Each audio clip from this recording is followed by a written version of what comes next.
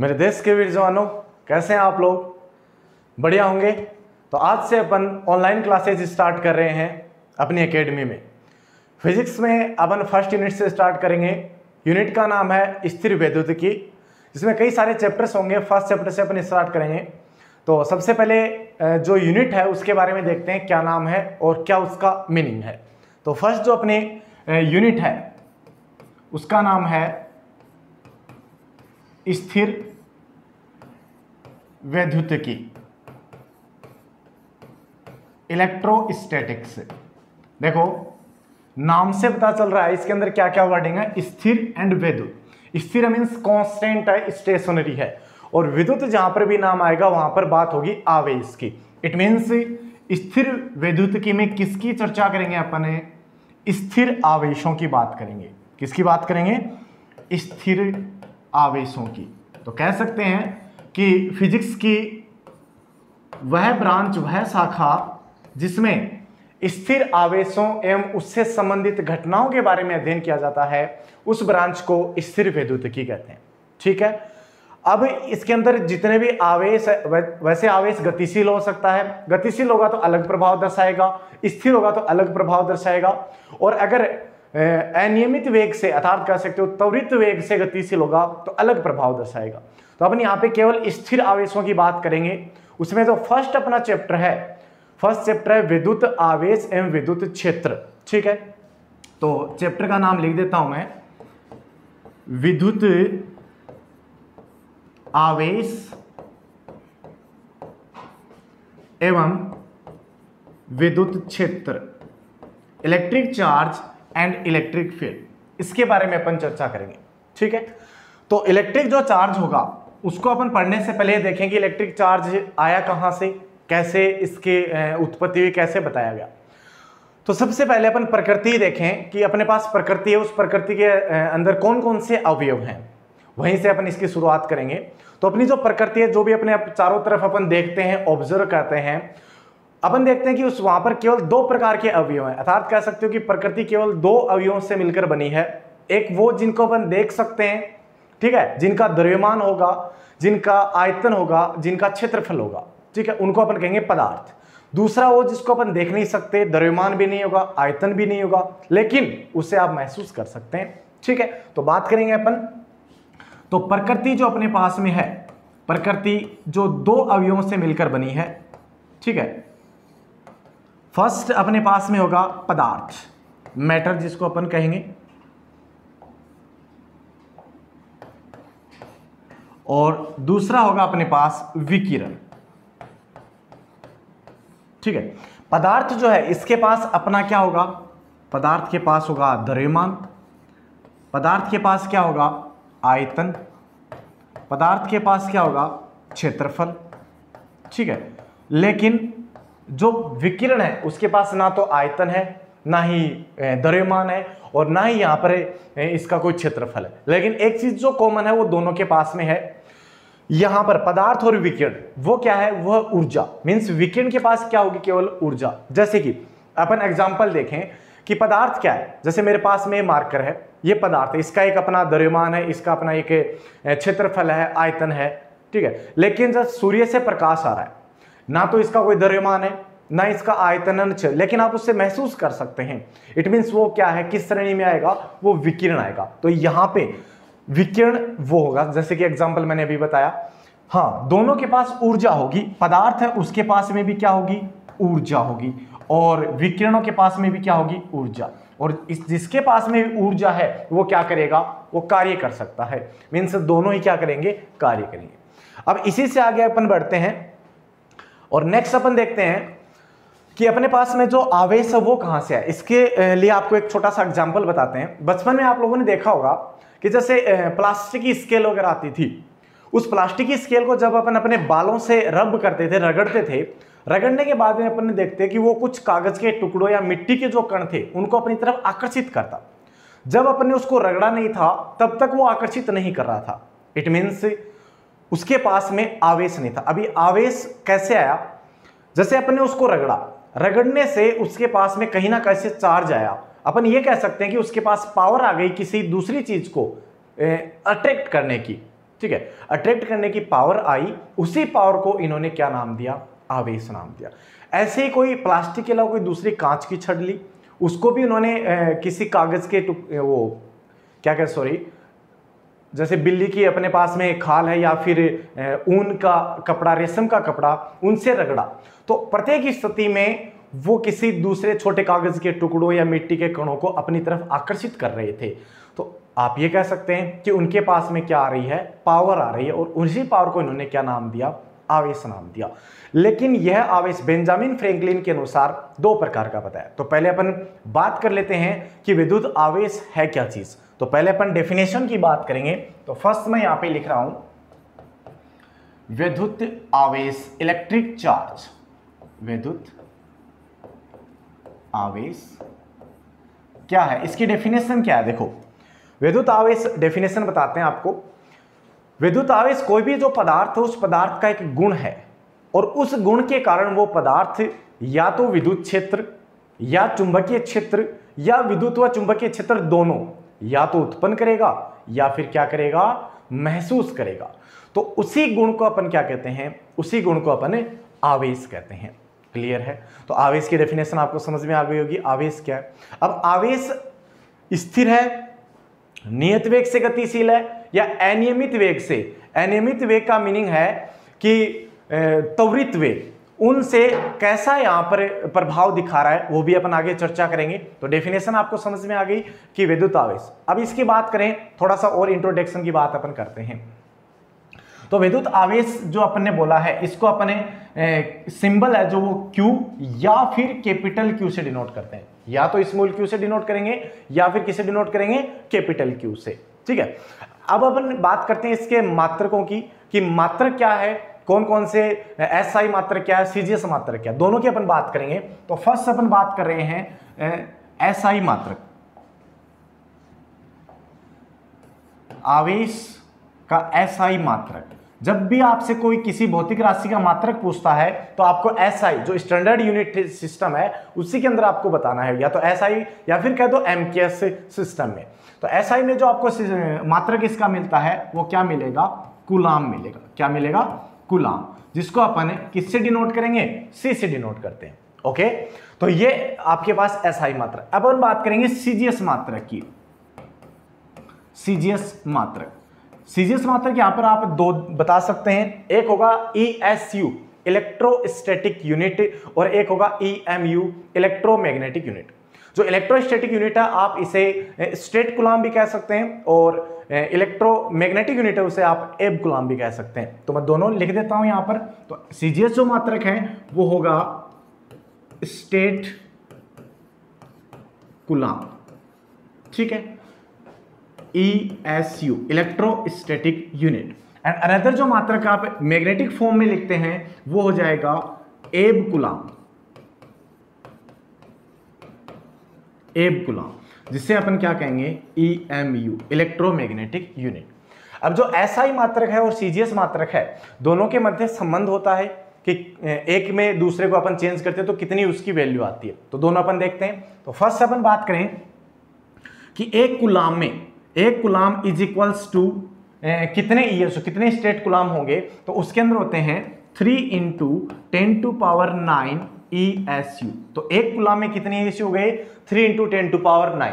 और 1 EMU में कितने ईएसयू हो गए, वो होते हैं 3 × 10⁻10 ESU। या फिर आप ये भी कह सकते हो, अगर कूलाम में चेंज करें तो कितने कूलाम होंगे, 10 कूलाम।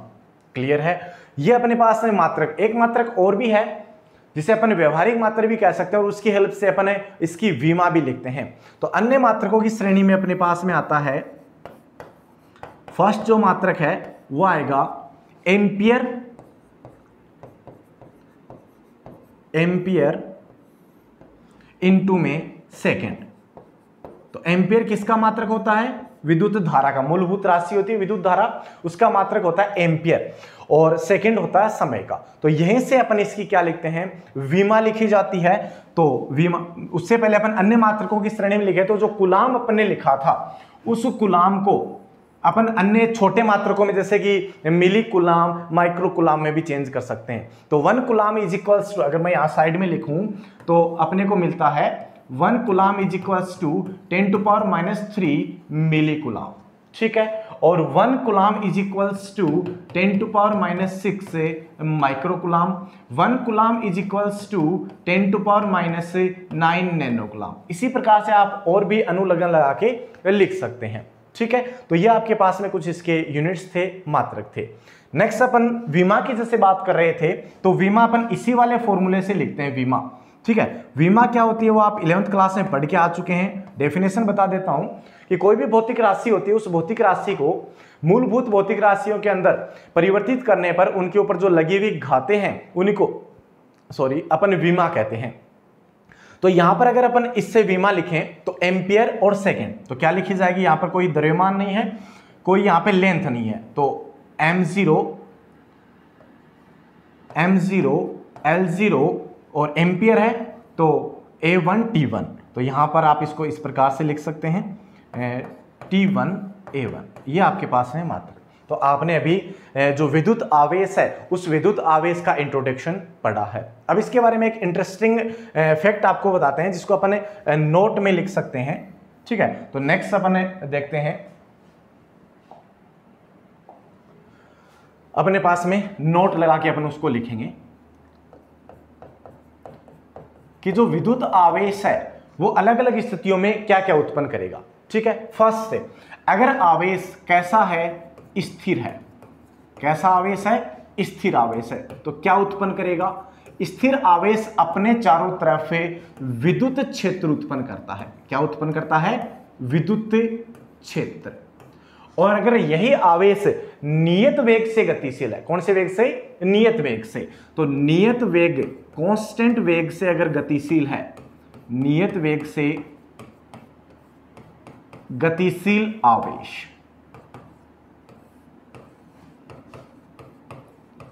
वो क्या उत्पन्न करेगा, वो विद्युत क्षेत्र तो करेगा ही, उसके साथ में चुंबकीय क्षेत्र भी उत्पन्न करता है। तो मैं अपन यहां पे लिख सकते हैं कि विद्युत क्षेत्र के साथ साथ क्या उत्पन्न करेगा, चुंबकीय क्षेत्र उत्पन्न करेगा, ठीक है, नियत वेग से गतिशील। नेक्स्ट अपन बात करें कि नियत वेग के अलावा अनियमित वेग कह दो या फिर कह दो त्वरित वेग। तो त्वरित वेग से, ये क्वेश्चन काफी बार आ गया कि त्वरित वेग से गतिशील आवेश, त्वरित वेग या ऐसे कह सकते हो आप त्वरित आवेश क्या उत्पन्न करता है। तो त्वरित आवेश क्या उत्पन्न करेगा, विद्युत चुंबकीय तरंगे, आपने नाम सुना होगा, इलेक्ट्रोमैग्नेटिक वेव्स जो होती हैं, ठीक है, वो उत्पन्न करता है। तो यहां पे अपन लिखेंगे क्या उत्पन्न करेगा, विद्युत चुंबकीय तरंगे, जिन्हें अपन कहते हैं इलेक्ट्रोमैग्नेटिक वेव्स। तो ये आपके पास में हो गया विद्युत आवेश के बारे में। अब आवेश आप कह रहे हैं कि आवेश है, तो आवेश का क्वांटा क्या होगा, मीन्स आप कह रहे हो कि कोई भी निकाय अगर आवेशित होता तो कैसे आवेशित हुआ, क्या मिला उसको जिससे कि वो आवेशित हुआ। तो आवेश का जो क्वांटा होता है स्मॉलेस्ट यूनिट, कोई भी आप भौतिक राशि लेते हैं या कोई भी चीज लें, उसकी जो सबसे छोटी इकाई है उसको अपन क्वांटा कहेंगे। तो आवेश की जो क्वांटा होता है वो होता है इलेक्ट्रॉन का आवेश, ठीक है, मीन्स इससे छोटा इसको विभाजित नहीं किया जा सकता।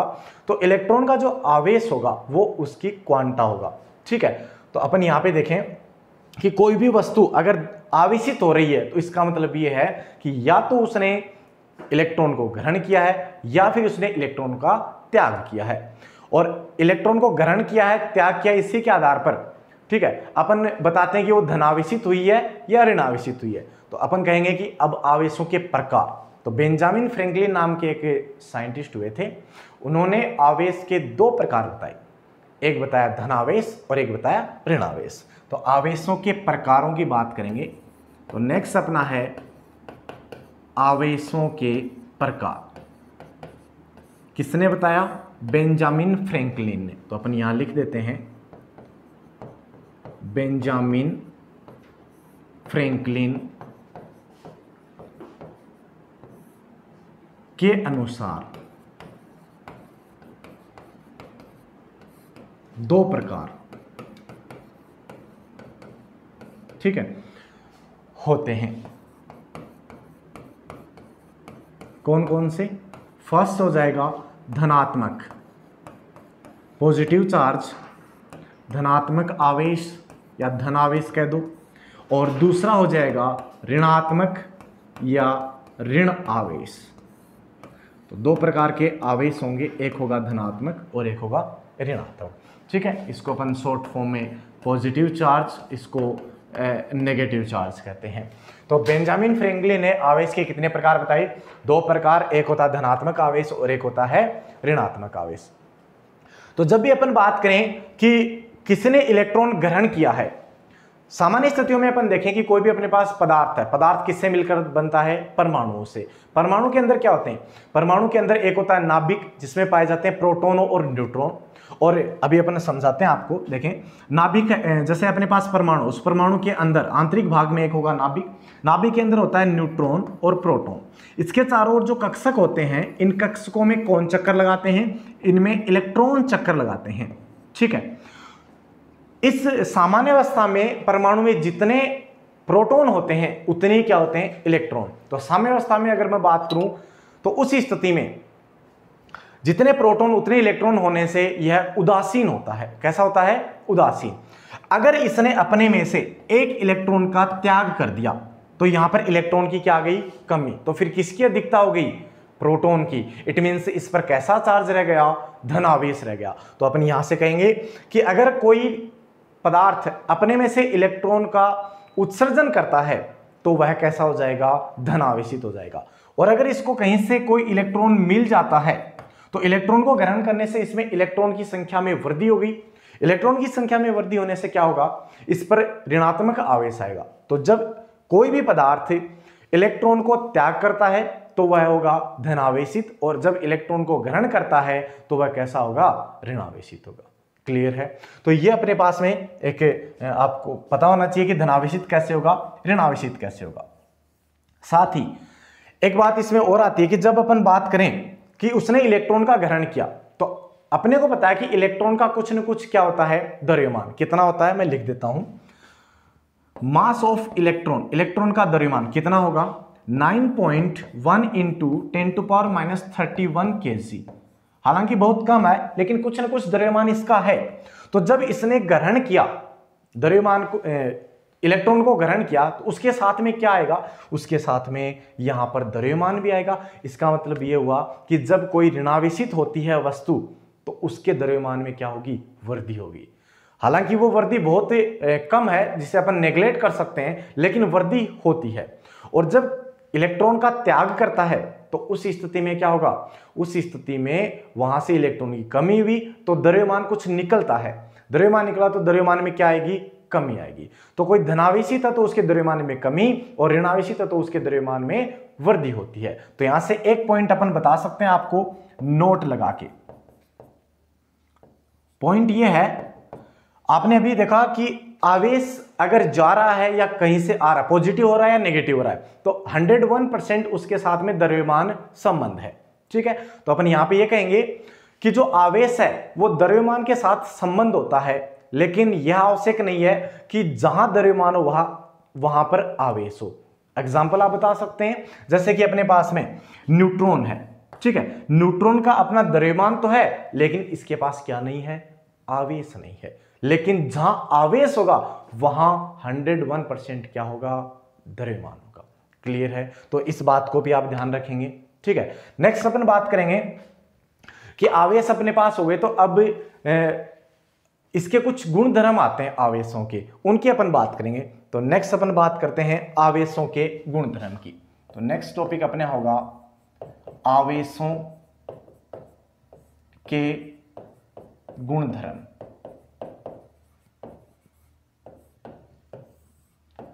जिनमें सबसे पहला जो गुणधर्म आएगा वो है आकर्षण प्रतिकर्षण। आकर्षण प्रतिकर्षण। अभी अपन ने बात की कि आवेश कितने प्रकार का? दो प्रकार का, एक धनात्मक और एक ऋणात्मक। तो अगर समान प्रकृति के आवेश एक दूसरे के पास आते हैं समान प्रकृति के, जैसे कि पॉजिटिव पॉजिटिव या फिर नेगेटिव नेगेटिव।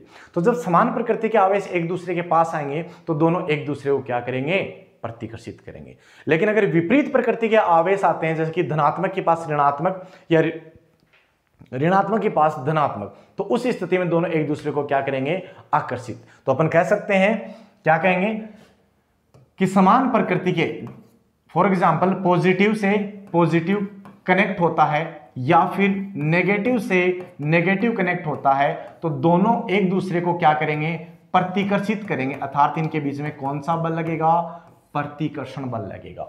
ठीक है। या फिर दूसरा केस है कि पॉजिटिव के पास में कैसा चार्ज आ जाए, नेगेटिव, या नेगेटिव के पास में कैसा आ जाए, पॉजिटिव। तो उस स्थिति में क्या होगा, उस स्थिति में उनके मध्य आकर्षण बल लगेगा और इसी बल को अपन कहते हैं विद्युत बल। तो यहां से बात अपने को पता चली कि विद्युत बल जो है वो किसके मध्य लगता है, वो किन्हीं दो आवेशित वस्तुओं के मध्य लगता है और उसकी प्रकृति धनात्मक भी प्रतिकर्षण प्रकृति का हो सकता है या आकर्षण प्रकृति का हो सकता है। क्लियर है। और ये जो विद्युत बल मैंने बताया है, ये आप कह सकते हो कि लॉन्ग रेंज फोर्स है, दीर्घ प्रयास का जो बल होता है, काफी अधिक दूरी तक ये लगता है। तो फर्स्ट प्रॉपर्टी होगी अपने पास में। नेक्स्ट सेकंड प्रॉपर्टी की अगर अपन बात करें तो वो होगा आवेशों की योज्यता। आवेशों की योज्यता, योज्य का मीनिंग होता है एड सम होता है, ठीक है, जोड़ना। तो आवेशों की योज्यता क्या कहता है, ये गुणधर्म कह रहा है कि कोई भी आपके पास विलगित कोई निकाय, निकाय मींस बॉडी है, उसका जो कुल आवेश है वो उस पर उपस्थित सभी आवेशों के बीजगणित योग के बराबर होगा। ठीक है। जैसे एग्जांपल अपन देखें कि मेरे पास में एक ये आइसोलेटेड बॉडी है, विलगित कोई निकाय है, और इसके ऊपर एक चार्ज रखा हुआ है Q1, दूसरा चार्ज रखा हुआ है Q2 प्लस का, माइनस का Q3 प्लस का Q4 माइनस का Q5। ये कोई मेरे पास बॉडी है, तो इसका, इस बॉडी, इस निकाय का कुल आवेश कितना होगा। तो आवेशों की योज्यता गुणधर्म कह रहा है कि इसका जो कुल आवेश Q है वो सभी आवेशों के बीजगणित योग के बराबर होगा। मीन्स जो आवेश है उनका अपन बीजगणित योग करेंगे। तो फर्स्ट आप इसको लिख सकते हो plus Q1 plus Q2 minus Q3 plus Q4 और माइनस Q5। ये कहता है आवेशों की योज्यता गुणधर्म। काफी जगह अपने पास यूज करेंगे अपन इसका। नेक्स्ट थर्ड जो अपने पास गुणधर्म आता है वो आएगा आवेशों की निश्चरता। आवेशों की निश्चरता, इनवेरियंस ऑफ चार्जेस। निश्चर कह दो या अचर कह दो, ठीक है। क्या मीनिंग है, अचर वो होते हैं जो परिवर्तित नहीं होते, तो वही यहां पर है। आवेशों की निश्चरता से मीनिंग है कि कोई भी अगर आपके पास आवेशित निकाय है तो वह आवेशित निकाय या तो गतिशील होगा या फिर कैसा होगा, जैसे मैं भी स्थिर हूं, या फिर मैं अगर गति करता हूं तो मैं गतिशील हूं। तो अगर आवेशित निकाय है तो वो या तो गतिशील होगा या स्थिर होगा। दोनों स्थितियों में उस पर उपस्थित आवेश का मान क्या होगा, समान होगा। तो चाहे वो गतिशील रहे चाहे स्थिर अवस्था में रहे, दोनों स्थितियों में अगर उसका आवेश का मान समान है, वो किस गुणधर्म से है, आवेशों की निश्चरता। तो मैं यहां से लिख सकता हूं कि Q स्थिर अवस्था, स्थिर अवस्था इज इक्वल्स टू Q विरामावस्था। ओके, ये तीसरा गुणधर्म हो गया। नेक्स्ट अपन बात कर रहे हैं फोर्थ गुणधर्म की। फोर्थ देखें अपने पास, इंपॉर्टेंट है, आवेशों का क्वांटीकरण। आवेशों का क्वांटीकरण, क्वांटाइजेशन ऑफ चार्जेस। आवेशों का क्वांटीकरण देखें क्या है। क्वांटा का मीनिंग क्या है, मैंने स्टार्टिंग में बताया, क्वांटा है जो सबसे छोटी इकाई होती है उसे आप क्वांटा कहते हैं। तो सबसे छोटी इकाई आवेश की क्या होगी, इलेक्ट्रॉन। तो इलेक्ट्रॉन आवेश का क्वांटा है। मीन्स आप इसको और ज्यादा छोटी इकाई में विभाजित नहीं कर सकते। तो अपन क्या कहेंगे कि कोई भी आपके पास में निकाय है, उस निकाय का जो कुल आवेश है वो इस इलेक्ट्रॉन, या कह सकते हो इसे मूल आवेश के गुणज के, पूर्ण गुणज के रूप में होता है। तो इसके अनुसार अपन क्या कहेंगे कि इस गुणधर्म के अनुसार किसी निकाय का कुल आवेश मूल आवेश अर्थात इलेक्ट्रॉन के आवेश का पूर्ण गुणज होता है। क्लियर है। इसका मतलब ये हुआ कि अगर आपको किसी एक निकाय से दूसरे निकाय पर आवेश को स्थानांतरित करना है तो वो एक या तो एक इलेक्ट्रॉन होगा या दो होगा या तीन होगा, मतलब इसके पूर्ण गुणज के रूप में होगा। ऐसा नहीं कि आप आधा इलेक्ट्रॉन ट्रांसफर कर दो या 3/4 इलेक्ट्रॉन ट्रांसफर कर दो, ऐसा बिल्कुल भी पॉसिबल नहीं है। किसके अनुसार? आवेशों के क्वांटीकरण। तो इसका मैथमेटिकल फॉर्म अपन लिखते हैं कि कोई भी अपने पास निकाय है, उस निकाय का कुल आवेश जिसको मैंने Q से डिनोट किया है वो मूल आवेश E का पूर्ण गुणज होता है, N मैंने लगा दिया, ठीक है। और दो प्रकार का आवेश है, या तो धनात्मक या ऋणात्मक, तो मैंने यहां पर एक लगाया पॉजिटिव, एक लगाया नेगेटिव। ये मैथमेटिकल फॉर्म होती है इसकी, जहां पर आपको क्या क्या देखने को मिल रहा है, एक मिल रहा है आपको E और एक मिल रहा है N। E क्या होगा? E होगा इलेक्ट्रॉन का आवेश, जो कि अपने को पता है 1.6 × 10⁻⁻19 कूलम, ठीक है। और एक होगा अपने पास N। N होता है पूर्ण संख्याएं, जैसे कि 1 है, 2 है, 3 है एंड सो ऑन। तो ये इस प्रकार से अपन आवेशों का क्वांटीकरण बता सकते हैं। क्लियर है, इंपॉर्टेंट है, कई बार पूछ लिया जाता है और इसके बेसिस पे काफी सारे न्यूमेरिकल अपने को देखने को मिलते हैं, जहां पे n को आप ये कह सकते हो इलेक्ट्रॉनों की संख्या भी है। तो काफी सारे न्यूमेरिकलों में इलेक्ट्रॉनों की संख्या अपने से पूछता है, तो इसी फॉर्मूले का यूज करेंगे अपन। कुल जो आवेश है Q और इलेक्ट्रॉन का आवेश E दोनों मिलेंगे तो आप इलेक्ट्रॉन का आवेश इजीली आप डिराइव कर सकते हो। क्लियर है। नेक्स्ट जो अपने पास आता है वो भी इंपॉर्टेंट है, जो लास्ट गुणधर्म है आवेश संरक्षण नियम। कौन सा है? आवेश संरक्षण नियम। देखो, कोई भी चीज संरक्षित है, प्रकृति में कोई भी चीज संरक्षित है, तो इसका मतलब यह है कि वो एक रूप से दूसरे में बदल रही है, आप उसको नष्ट नहीं कर पा रहे हैं। वैसा ही कुछ यहां पे आवेशों का संरक्षण कहता है। यह नियम कहता है कि आवेश जो है उसको आप ना तो उत्पन्न कर सकते हो और ना ही आप उसे नष्ट कर सकते हो। तो फिर क्या कर सकते हो? एक निकाय से दूसरे निकाय पर स्थानांतरित कर सकते हो। आप उसे नष्ट करना चाहें तो नष्ट भी नहीं होगा, उत्पन्न करना चाहें तो उत्पन्न नहीं होगा। फिर आप कहोगे सर आपने तो अभी बताया कि कोई भी एक है निकाय, उसको आप धनावेशित कर सकते हो, मतलब उस पर धनावेश आ गया। बिल्कुल आ गया, लेकिन प्रकृति में कहीं ना कहीं कोई दूसरा निकाय है, उस पर उतने परिमाण का ऋणावेश भी उत्पन्न हुआ है। इसका मतलब पूरा जो अपना ब्रह्मांड है उसका जो कुल आवेश है वो क्या है? नियत है। ठीक है, तो अपन क्या कह सकते हैं कि आवेश संरक्षण नियम ये कहता है कि आवेश को ना तो उत्पन्न किया जा सकता है, न तो उत्पन्न कर सकते हो और न ही नष्ट किया जा सकता है।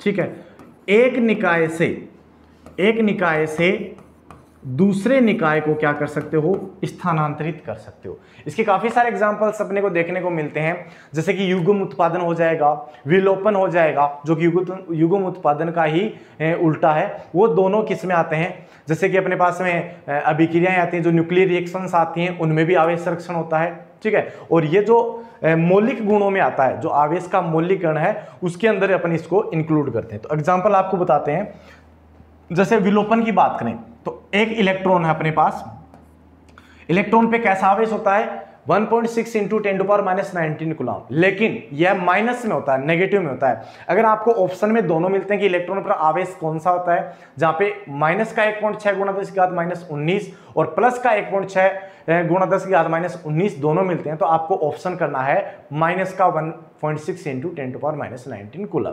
ठीक है, तो इलेक्ट्रॉन जो है उस पर आवेश होता है, जो मैंने अभी बताया।